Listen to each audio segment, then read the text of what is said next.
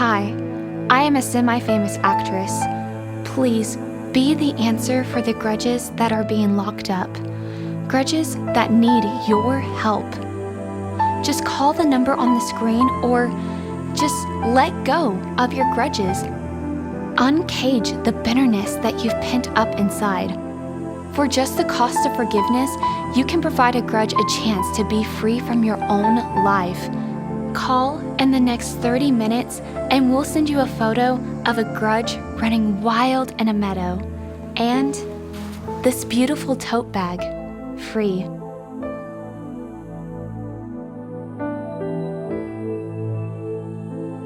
This is your chance to say, I won't sit by and hold my grudges any longer. Won't you join me in setting our grudges free? So if you're taking notes and you wrote down that number or that website, I encourage you, go to it later and just tell me what you find, because I haven't actually visited it yet to know if you're going to get an answer on the other side of it. Would you, one more time, would you stand with me as we pray a prayer that Jesus taught us to pray, and I would invite you to join with me on this. Our Father, who art in heaven, hallowed be your name. Your kingdom come, your will be done, on earth as it is in heaven. Give us this day our daily bread, and forgive us our debts as we forgive our debtors. And lead us not into temptation, but deliver us from evil. For yours is the kingdom and the power and the glory forever and ever. Amen. You may be seated. I mean, technically you never had to stand up in the first place, but since I invited you to stand, I guess I could invite you to sit back down. I've told you before that I love to read, and one of the book series that I loved to read growing up, and I've pulled a few off of our shelf so that I can look at them again. It was the Hardy Boys. Anybody read the Hardy Boys growing up, or Nancy Drew, one of those two? Sweet. I got Dan to raise his hand both services. I'm just pointing that out. Thank you, Dan. That helps a lot. So I love reading the Hardy Boys. You know, they're a mystery series. They're two brothers who go out and they solve all these crazy mysteries and everything. And so when I saw that Hulu was getting ready to make a series, a TV series, based on the Hardy Boys books, I got really excited about it. I was a little bit nervous because I was also a fan of Archie comics growing up, and Riverdale is nothing like the Archie comics when you were growing up. I was a fan of Nancy Drew growing up, actually watched the Nancy Drew show, but the previews don't really look like they line up all that great with the books. But I was hopeful that Hardy Boys would. So it finally came out, and I watched the first episode, and I will say that based on just the first episode, it actually seems to be staying to the character. Now, they've changed some characters as far as, you know, their looks and all those kinds of things, but ultimately it seems to be staying somewhat in line through one episode with the books, which I was really excited. But in the very first episode, I'm not going to give you any spoilers, so don't worry. But in the very first episode, in one of the very first scenes, Frank and Joe Hardy, the two brothers, are sitting down, and Frank is playing a video game. And this might be something that some of you relate to as you hear this story, but Frank is playing this old school video game. I think it takes place back in the 80s, so think like original NES type of a looking game. And Frank has been playing this game for hours, and he finally gets to the level where he's got to decide how he's going to try and get over this like stream of lava that's in front of him. And Joe, the younger brother, is sitting there going, use the shoe, or use the boots. Use the boots. And Frank's like, I don't want to use the boots. I need to save the boots for later, because apparently the boots have some magical power to help you float a little bit or jump longer or something. I didn't recognize the video game, so I can't tell you how it goes. But as they're arguing over this, their mother comes into the scene, and she tells Frank that he needs to go do some chore. I can't remember what the chore was because it wasn't important to the story. But she tells Frank, I need you to go do this. And Frank's like, no, I can't do that. I'm so close right now. And finally she's like, Frank, do it. And this whole time, Joe's been kind of sitting there going, give me the controller, give me the controller. And so Frank gets up and he goes to do his chore, and as he leaves the room, you see their mom look at Joe and go, do it.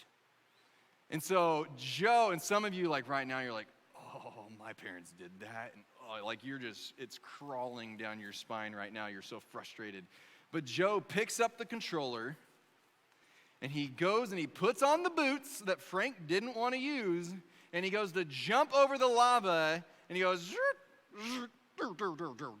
And his character dies right as Frank is walking back into the room. So Frank is just, I've been working for 3 hours to get to that, and you lost it all in 30 seconds. And he's upset with his mom, and he's upset with his little brother. And then they appear to be a really lighthearted family, and it's all fine because it's a TV show. But, some of you kind of relate to, yeah, I had siblings who were just like that. Or I have siblings who are just like that. They come in, I've got the sign on my door that says, do not enter, and they come in all the time, and they take my clothes, and they wear them, and they get stains on them, or they ruin the shoes that they borrow. I know exactly how you feel. Or you're sitting there, and you're like, my parents did the exact type of thing, and I know exactly what you're talking about. Or parents, you're sitting here, and you're like, man, I've got that kid who I tell over and over and over again, clean up your room. I did. And I go up there, and the room's a disaster. We can all relate at some level to the feelings that Frank is feeling in this scene. Now, later on in the episode, the crux of the story begins to come out, and because of what happened, Joe, the younger brother, says something really nasty to Frank, like just really hurtful. The same kind of thing that happens a lot among siblings. And Frank is going to have to make a decision as to whether or not he's going to hold that one against Joe or whether or not he's going to let it slide. And as we watch the episode and as we continue to see it, we see that they work through together to do the things that they're going to need to do. Now, I'm excited to see where it goes from here, but just from that one episode, man, there were so many things like, man, I relate to how that's going. Like, I've got the younger brother who's 5 years younger, and I've got the 3 older brothers who are 4 and plus, years older than I am. I get how Frank's feeling in this scene and how he's feeling throughout this episode. There are things that happen that are really kind of lighthearted things. Like, they screw up our video game that we were working so hard on, and that's something that, generally speaking, we can kind of let go. It wasn't super painful. It was frustrating. Now, if they do it over and over again, eventually brothers are just going to punch each other. But, the first time, we can kind of let things slide a little bit, but then there are those truly hurtful things that people do, whether it's siblings or somebody else. And we have to make that decision. Are we going to let this go? In the Lord's Prayer that we just prayed a little bit ago, there's a line in there that, honestly, we like to kind of, I say we, I'll just be honest, there are times in my life where I like to recite that line and just kind of get past it as fast as I can. It's that one where it's the, Father, forgive us our debts. And now we get to the debts part, and everyone kind of stops when you're in a group. It's like, okay, does this group say debts or sins or trespasses or shortcomings? Like, what's this group going to say? So you're like, forgive us our, okay, we're going with debts. As we forgive our debtors, now I know what we're going to say. But we get to that line, and it's like, okay, so I know the words I just said, but I don't really want to stop and think about what those words were that I just said. Because he literally told us to pray, Father, forgive us as we forgive others. Now, if you want to look up forget in the dictionary, you can do that later, but I've already done it for you, so I'm going to tell you what it says. If you look up the word stop feeling angry or resentful, to cancel a debt, to stop with the feelings of anger towards someone, to stop with the feelings of resent towards someone, to stop with the feelings of hurt towards someone, to stop with the debts that we like to say, like, man, after what you did to me, you owe me. Like, what that was hurtful, and I'm going to hold on to that one until I get a chance to pay you back on that one, or until I come to collect on something you're going to do for me to make up for what you just did. Now, when he tells us, or when he's telling us to pray, Father, forgive us as we forgive our debtors, he's telling us to let it go, to not hold on to those things. Or it's kind of like when Paul wrote to the church in Ephesus in Ephesians chapter 5, chapter 4. If you want to open up your Bibles, or if you want to write this down so that you can look at it later, you might hear it and be like, I definitely don't want to write that down, and I definitely don't want to look at it later because I don't want to do that. Unfortunately, that's not really an option that's given to us. But Paul writes to the church in Ephesus in verse 31 in chapter 4, he says, get rid of all bitterness, rage, anger, harsh words, and slander, as well as all types of evil behavior. Instead, be kind to each other, tender-hearted, here it is, forgiving one another, just as God through Christ has forgiven you. Get rid of all of the bitterness. Get rid of all of the anger. Get rid of all the harsh words that you want to say about somebody who hurt you. And instead, forgive these people. Cancel the debt. Stop being angry. Stop being resentful. Now, the problem is, a lot of us, we read this and we go, okay, either I don't want to do it, and so I'm going to ignore it, or I want to do it, but I just don't have the strength to do it. Lisa Turkhurst, in a podcast that I was listening to recently where she was doing an interview with Craig Groeschel, she said this about forgiveness. She said, forgiveness is not about our determination. It is about our cooperation with what God has already done. You know, as you read through in that Ephesians that we just read, what was that last line? Just as God through Christ has forgiven you. He's not asking you to be strong enough to forgive somebody. He's not asking you to be strong enough to let go of the hurt and the pain that's been inflicted on you. He's like, He knows. He created us. He knows we're not going to be strong enough for that. But he's saying, do this in cooperation with me as I did it for you, and I'm going to walk you through this. I'm going to help you out with this. You know, as we look at it, so often the question that I hear is, well, okay, I get that we're supposed to forgive, and I get that we're supposed to let these things go, and I get that Jesus is going to help us in all these different types of things, but you know, this person, this isn't the first time that they've done this. Like, how many times do I actually have to forgive this person? How many times do I have to let this go? I'm human too, and they're mistreating me. Like, they don't just get to go off and do whatever they want, and then I just have to sit here and roll over and you know, be a doormat for them. Do I? Well, in that famous love chapter that we like to use at weddings, in 1 Corinthians chapter 13, Paul writes to the church in Corinth once again. He says, love is not irritable, and it keeps no record of being wronged. Meaning, love, which we are created to do, which we are told is the greatest commandment, to love God and to love others, it doesn't keep any record of the past hurts. Now, I understand that as we look at that, we're like, well, that's insane. Like, how can we actually do this? Because if I really take that approach, I'm gonna get hurt over and over and over again. And the person might just hurt themselves. And this is where we remember this is love, keeps no record of wrongs. So I think of it in the realm of the drug addicts who goes to the medicine cabinet at your house, and he gets into your medicine cabinet and has a great time. Well, the next time that drug addict comes over after he's been hospitalized for all the stuff that he took that night, the next time that he comes over, you don't say, hey, just in case you're wondering, I've restocked the medicine cabinet, so go for it. No, the next time he comes over, maybe you've got the medicine cabinet locked. It's not because you're holding against the person what they did last time. It's because the loving thing to do is to help protect them from themselves in this situation. It's to help protect you in that moment. But it's not done out of, I'm going to get even with this person.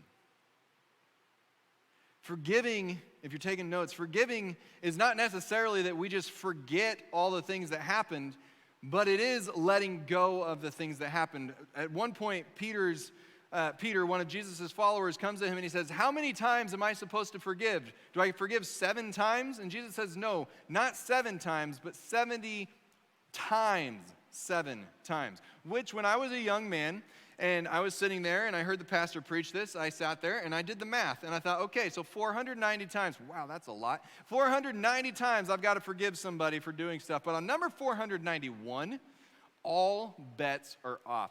And with your sibling, a good chance that you're going to get to 491 times that you need to forgive them. And at that point, man, the gloves come off and the fists are flying, because at that point, now as I've grown older and I've understood a little bit better what it is that Jesus is trying to communicate here, I realize that what he's saying is, hey, stop keeping track.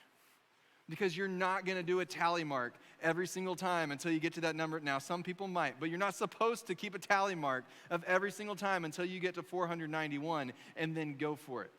You will never, ever get ahead by trying to get even. But if you learn to let go, and that's essentially what Jesus is saying here. He's saying, here's what this boils down to. Let it go. Jesus, at one point, that same follower who asked that question, Peter, at one point, Peter told him, I will never, ever betray you. I will go to my death with you, Jesus. And then when Jesus was arrested, after Peter had tried to defend him initially by cutting off somebody's ear, as Jesus was arrested and somebody came up to Peter and Peter saw just how bad things were getting for Jesus, someone comes up to him and says, hey, aren't you one of his friends? And Peter's like, no, never met the guy. And then again, no, don't know him. And then again, stop asking me this question. I don't know who this guy is. To have your friend betray you in that way and to actually act as if they've never met you because they are so ashamed or they are so embarrassed. Man, I remember middle school. I remember middle school when these kinds of things happened, that friends would, they'd go behind each other's backs. They'd stab each other in the back. And it turns out as you get older, it doesn't necessarily stop. But Jesus, having this friend do this to him, later, after he'd risen from the dead, had a conversation with Peter on a seashore. Peter, the one who had betrayed, who had said, I never, ever knew this guy. Leave me alone. He goes up to Peter and he asks him 3 times, do you love me? And what he's saying underneath that is, Peter, I forgive you. Peter, I'm not holding this against you. Peter, there's still a relationship for you and I to have. Which is really what it comes down to, that when we are holding grudges against people, when we are holding bitterness in our hearts against people, we're making it to where we can't have a true, full relationship with that person. And we were created to be in a relationship. We were created to have community with others. And so when we're doing that, when we're holding on to this, we're not living within the full potential of what God created us to be in the first place. If you want to look for a reason to forgive people, that's one of them for you right there. Another reason to forgive people is that it's actually unforgivable not to forgive somebody. As we read the Lord's Prayer and as we hear the Lord's Prayer, we see those words and we say those words of, Father, forgive me as I forgive others. But after he got done telling his followers how to pray, in Matthew chapter 6, he actually jumps back on that part. And he says these words, Jesus does, he says, if you forgive those who sin against you, your heavenly Father will forgive you. But, and this is a big one, church, but if you refuse to forgive others, your Father will not forgive you. Your Father will not forgive you if you won't forgive others. That's one of those that as you're reading through and you're like, oh, but really? I mean, come on, let's talk this one out just a little bit. But what we really hear is that grace is free, and it's for everybody, and it's for all of our sins, and so we get to go, and everything's going to be fine no matter what. because Jesus died for us. But he makes it pretty clear, if you don't let it go, and if you don't forgive, you're not going to be in a relationship. And I created you for a relationship. I created you to love. And it's really hard to love when you're holding a grudge. I won't forgive. Your Father won't forgive you. So what you're telling me is that if I don't forgive the other people in my life who have hurt me, then I'm not going to be forgiven. And for some of us, that list of others, that's a pretty big list with some pretty big things on it. You know, that's the my family member really hurt me emotionally when I was growing up.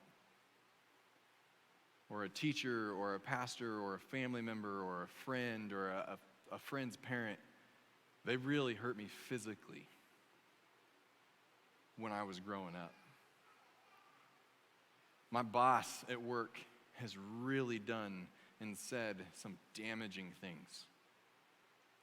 Are you really telling me that I'm supposed to forgive that person? Is that really what Jesus is telling us here in this moment? Yes.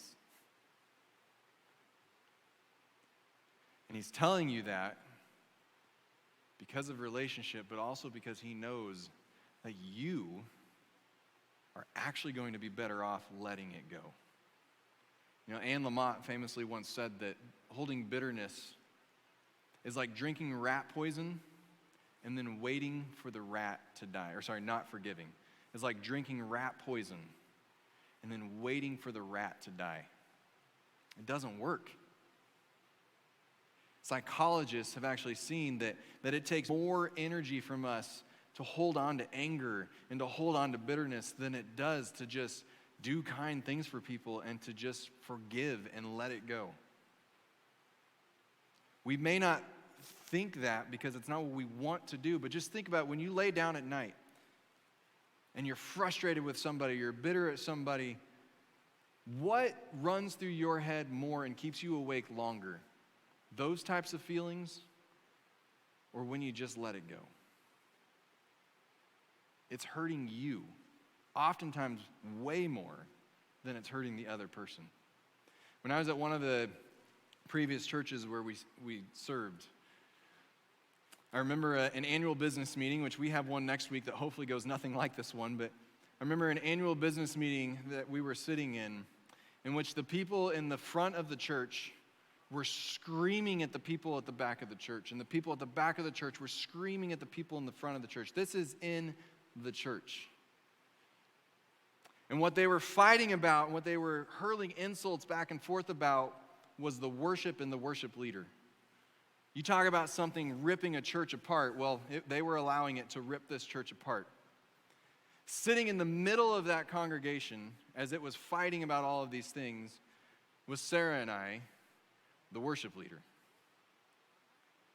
As I heard people say some of the most hurtful things I've ever heard said about me in my entire life, and I grew up with 4 brothers. As I heard them tear down my integrity, as I heard them tear down my commitment to leading people, as I heard them tear down my abilities, as I heard them tear down whether or not I was truly worshiping in the first place, I sat there and I listened to all of it. As I look back, I look back at that time as the darkest moments of my entire life. Those were moments where I was sitting there and I would go to work, and it was a lot easier to get online and to just search, how do you become a teacher? Because surely it'd be easier to be a teacher because, nobody complains about teachers, right? That one struck a nerve over here somewhere. No, but I did. I got on because I've always thought, if I wasn't, well, not always, but once getting into college and out of college, I thought, man, if being a pastor isn't it, like if God someday says this isn't what I have for you anymore, I would love to be an English teacher. And a lot of people are like, really? Like, you want to go from one form of punishment to another? Okay, whatever. But I started looking it up. How do you become a teacher without having to go back to 4 years of school? Because I can't do this anymore. My wife will tell you, I'm not an emotional person. But those were the nights where I laid in bed because I was to the point that I was like, I can't do this anymore. And I'm not telling you this just so that I can prove a point in a message. But it was the moment where I realized and then decided to allow Jesus to come alongside me and show me to let go of the bitterness and the anger that had welled up during that meeting and during some other conversations that we had had. That it was when I did that the joy for the ministry that God had called me to began to return. If I hadn't let go of that bitterness there, if I hadn't let go of other bitternesses and hurts that come up, I wouldn't be standing before you today, because I would have found something else to do a long time ago. It was better for me to let go. Some of those people I had a conversation with because I needed to. And I just let them know, man, that hurt. And we worked through things. Others, never talked to them again about it. And I still had to forgive them. I still had to let it go. By the time we left that church, many of those same people we had formed great relationships with, to the point that one of them, who at one point had told me that they still did confidence votes, I would definitely be out the door because of my worship, not because of youth, but I would definitely be out the door if they still did a confidence vote at the end of every year. I think he might have almost cried on the day that I left, because we had formed an actual relationship because we had to let things go and not hold on to them. This morning, I would almost guarantee that there are many of us in here who need to stop and take some time and just say, God, who is it that I don't even realize that I'm holding these things against? God, who is it that I'm holding bitterness in my heart towards that I need to let this go? And God, how can I do that? God, I need you to walk alongside me. Like I said, I know that there are some things that people do that are just absolutely, they're scarring things in our lives.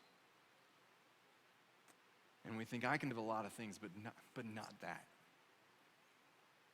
And God's saying, you're right, you can't. But I can show you how. And I can take you along on that. As he was on a cross,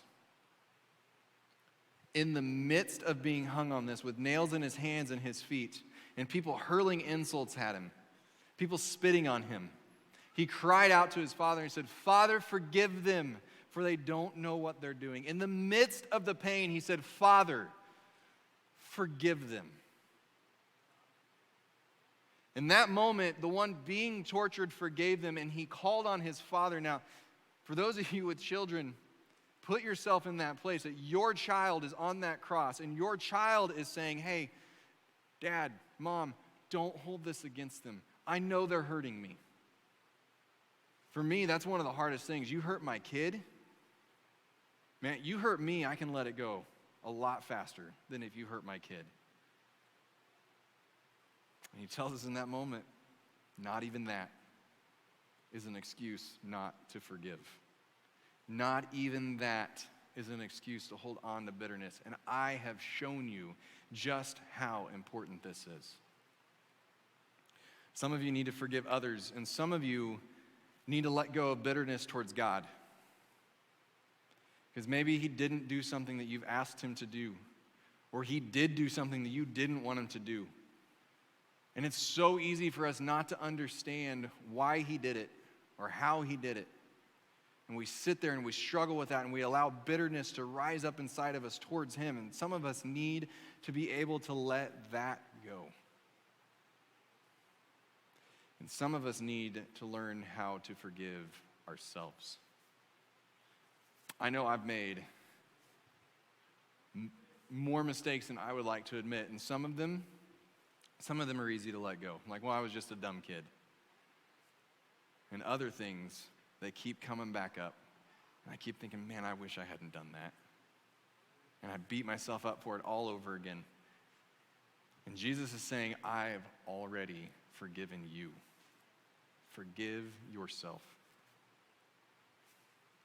I'm going to invite you this morning, don't leave here today holding on to these things. And I've told several people that this is one of those messages that it's really not hard to give, because I don't think that I've said anything, which is unusual for me. I don't think I've said anything this morning that you might actually be mad at me for later.